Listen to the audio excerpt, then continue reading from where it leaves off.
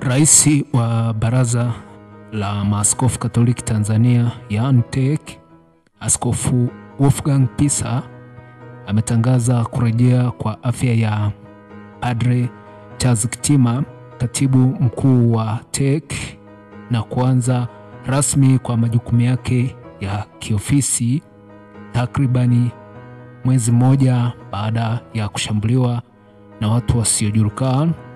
Akizungumza na Radio Vatican tarehe 3 mwezi Juni mwaka 2025, Askofu Pisa ameeleza kuwa tukio la kushambuliwa kwa Padre Kitima lilikuwa jaribu gumu kwa kanisa na jamii, lakini upande wa Mungu na sala za waamini zimewezesha kurejea kwa afya yake.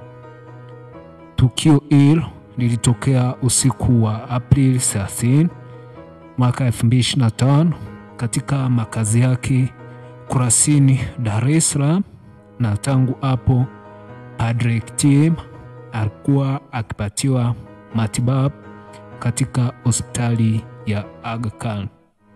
Namnukuu Askofu Wolfgang Pisa: "Tumshukuru Mungu kwa upendo aliouonesha katika kipindi hiki kigumu.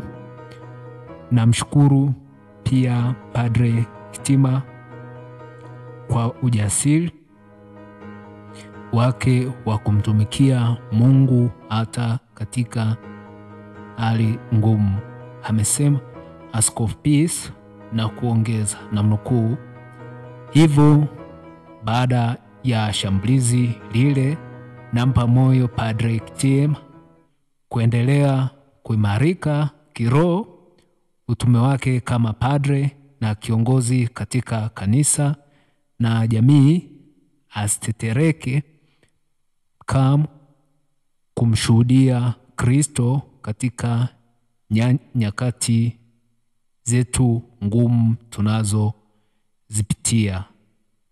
Mwisho wa kumnukuu.